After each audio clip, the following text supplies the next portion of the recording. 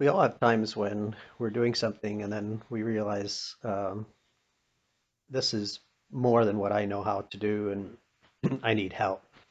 And knowing who to ask for help is important. Recognizing when something is above and beyond what we're capable of doing, and then knowing who to ask for help is key to being successful. None of us are good at everything. We're all good at some things, but none of us are good at everything. And in the things we're not good at, we need to know who is good at that and ask for help. When we lived in Haiti, um, there was an older couple, Irvin Stutzmans from Kansas. They were a retired couple, and they had come to Haiti and they had started a mission at La Belin. And they were they did a phenomenal job there, really connected with the people and did well there. Today, that mission is called Haiti Relief Mission. And Irvin would go into Port-au-Prince. We lived along the main highway out the South Peninsula, and Irvin lived. Lavalin was further away from Port-au-Prince than what we were. So when Irvin would go to Port-au-Prince, he would come up through Côte d'Ivoire and then get on the highway at Agen and then come past our place. And he would often stop to buy eggs from the Haitian pastor, Pastor Paul Vital, because Paul had chickens and sold eggs. And so Irvin would stop and buy eggs, and he would often come and see us when he went by. One evening, Irvin came to my house and he was saying, Merle, I'm in trouble. Like my vehicle, um, something's wrong with the front wheel on the driver's side. I don't know what it is, but I think maybe a wheel bearing's going bad or something. Um, and he said it's so hot that I can't touch it, and I'm just afraid if I go any further, it's going to break down, and I'll be somewhere where I don't know anyone, and it's not a good idea for me to go any further. And I'm wondering if you could help me fix it. And I'm like, Irvin, I don't know anything. I'm not a mechanic. I don't have tools. I don't know anything about it.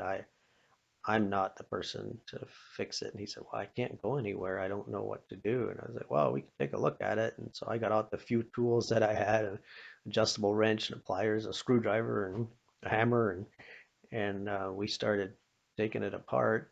And we were getting things, but I was worried because I didn't really know, all the pieces we were taking out of there. I hoped I remembered what order they went back in.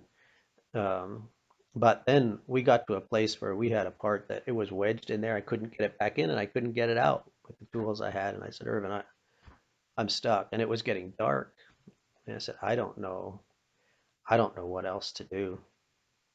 So I went and got Pastor Paul and he said, well, there's this mechanic down the road. He's really good. Well, I'll go get him.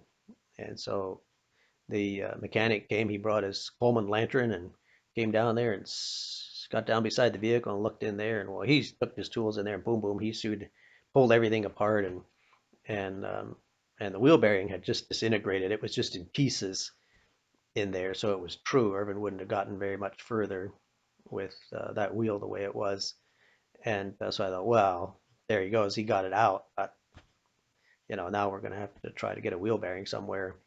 But the mechanic said, "Oh, I have wheel bearings. I'll go get some wheel bearings." And but the problem was the wheel bearing was so disintegrated you couldn't take the old one and kind of match it up with a new one. But he said, "I think I have the right wheel bearing." So he went down to his house and came back. He had two or three wheel bearings with him, and they weren't quite the right ones. But he said, "I know I got the right one." So he went back to his house and came back. He had the right wheel bearing. He put it all back together, and it probably took him maybe an hour to or so to fix it, and everything was put back together. Everything was great. And so I asked him, "How much do I owe you?" And he was like, "Oh, I forget if it was $10 or $20." He was saying, "You're a friend of mine, and just I'll just do it for you." And so I gave him a little bit of money, and everything was good. And Irvin was on his way. I think he stayed overnight and then went the next morning into Port-au-Prince, and everything was fine. Irvin and I would neither of us would have been able to fix that wheel bearing, and we went to a point where we knew we couldn't go any further, and then we got help.